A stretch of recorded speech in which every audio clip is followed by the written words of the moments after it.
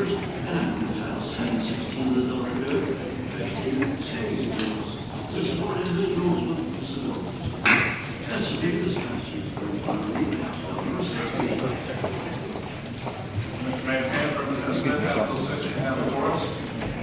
Thank you, Mr. Speaker. I know that I have an amendment that I'm going to get to in a moment, but if I could just make a few introductory remarks, and that is to say that it's been a long time coming for people with disabilities to be able to save for themselves and to provide for their own secure future and to have their families help them do so.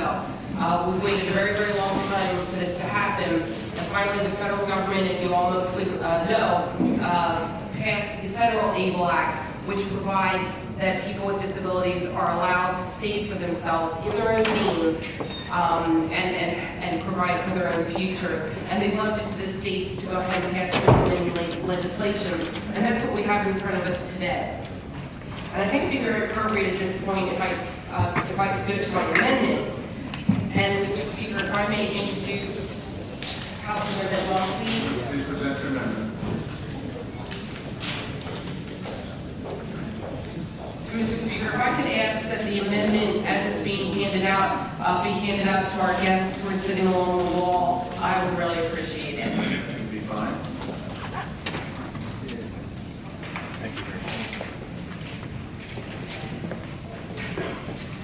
The Speaker, House Amendment number 1, House Bill number 60, sponsored by Representative Smith, and House Bill number 65, Secretary Act Line 1.6, the following, Section 3.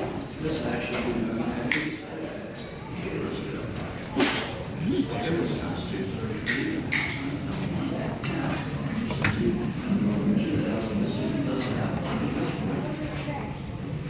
Representative Smith, House Amendment number 1, House Bill 60, have the floor. Thank you, Mr. Speaker. There are people that come along in this world that make a huge difference. Sometimes it's just to one person, and sometimes it's to an awful lot of people. And I can tell you that Kayla has come along in this world and has made a huge difference to an awful lot of people. She and her mother and father, Rick and Amy Kosmowski, and brother Logan, have gone down to Washington, D.C., and have come here to Delaware, to the legislature, and helped secure the passage federally and here locally for the ABLE Act, so that thousands and thousands of people with disabilities in Delaware and across the nation will be able to save for their futures. And so when a person like Kayla Kosmowski comes to us in this world and tries to make a difference that's going to improve the lives of everyone else, I think it's only fitting that we say to the world, this is Kayla's bill. And so that's what this amendment does. So Kayla, I want to thank you for all of your advocacy and just say what an amazing young person you are, and you're going to grow up and do such amazing things in your life. So with that, I'd ask if anyone else has any questions or comments, then a voice vote, please. All in favor of House Amendment number 1 to House Bill 60, signify by saying aye. Aye. Anybody opposed? Ayes have it. House Amendment number 1 to House Bill 60.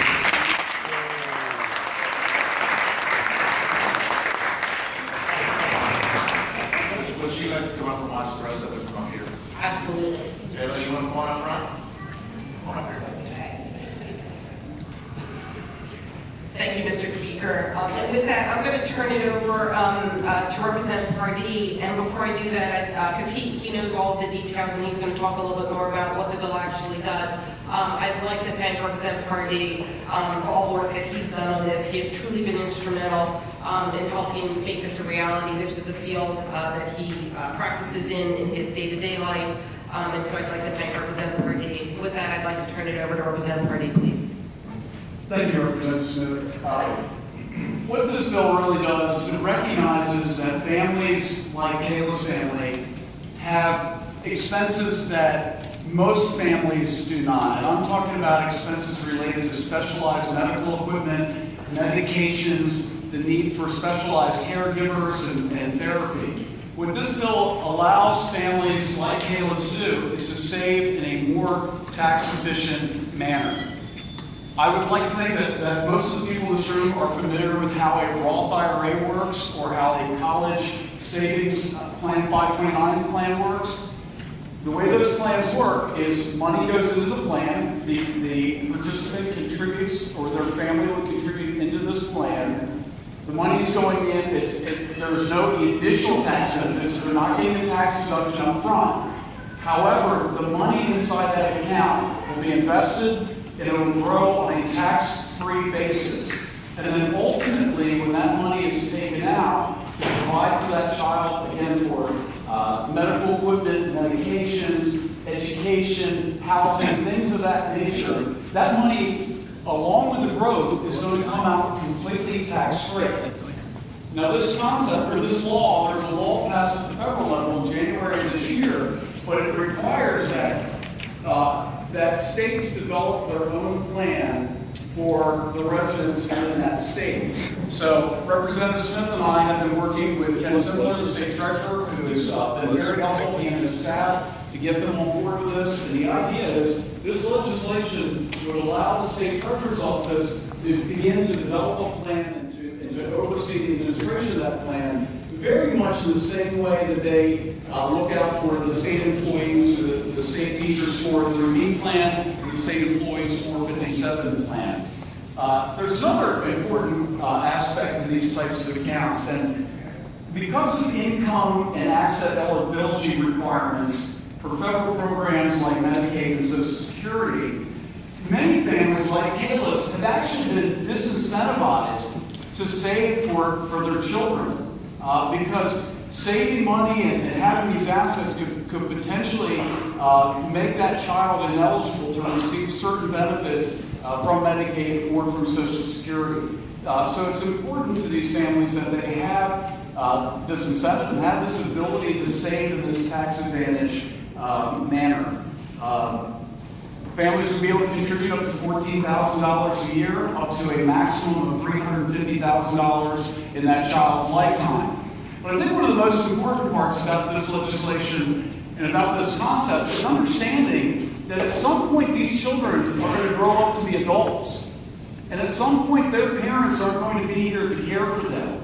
And so this is an opportunity to allow these families to build a nest egg that can be there for that child when it becomes an adult, to be able to care for this individual long into their later years of life. That's really what this is about. And if there are any comments or questions? Privilege for a comment, if I may. And as my colleague, Representative J.J. Johnson, often states, I rise in support of this legislation. And I want to commend the legislators that have brought this forward, my colleagues and representatives, and more importantly, the families that have advocated for this. Most of you may know I am a father of 3 children, now actually ages of 25, 22, and 20. My youngest was born deaf. And one of the struggles that we had growing up and providing some savings for our children was just this. What would my son possibly be eligible for in the future?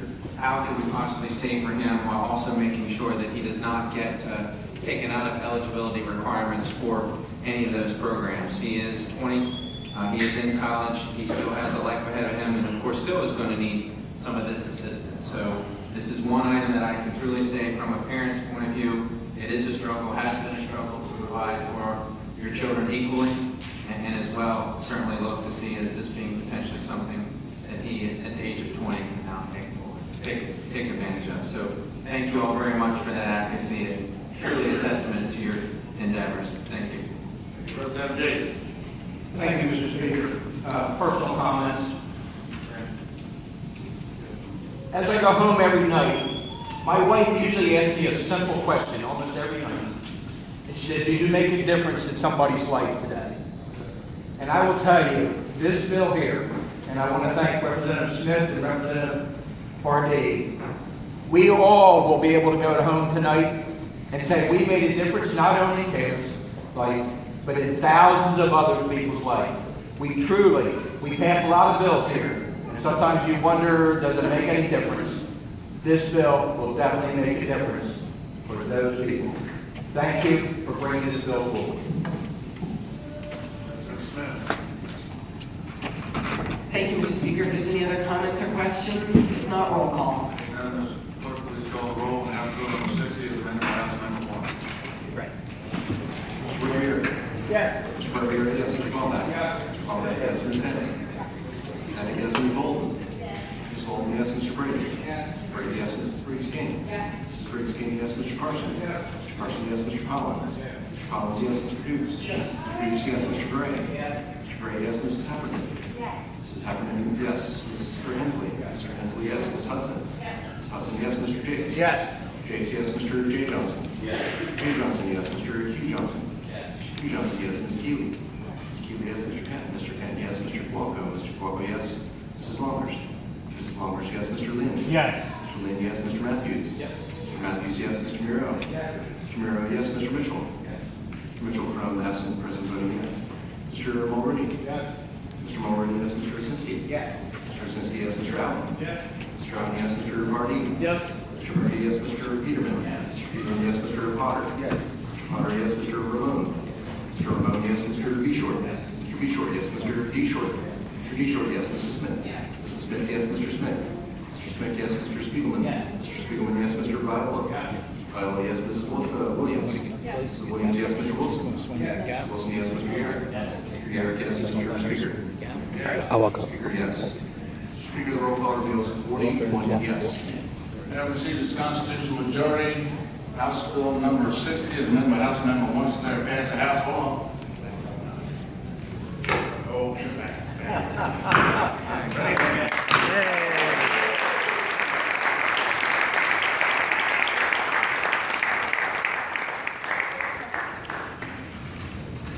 She's being shy now.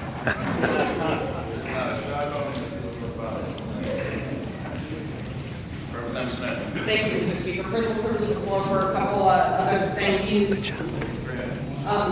Mr. Speaker, I'd also like to acknowledge that in addition to the Kazrowskis, we have a few other guests with us here today who also helped lobby and advocate for this bill.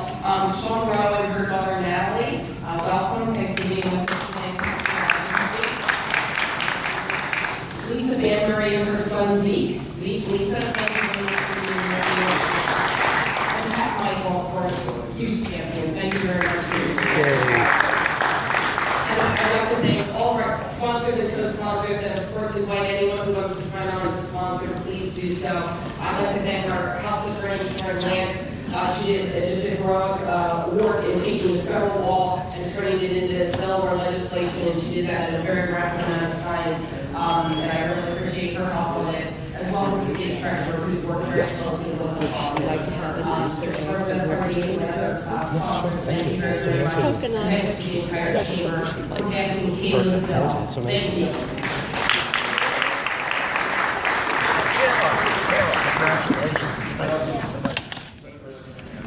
This is for you. Great job. Hold your paper. Come here. Thank you, Mr. Speaker. I'd like to go to item number 2 on the agenda, House Bill 11, Little kiss. Representative Briggs King.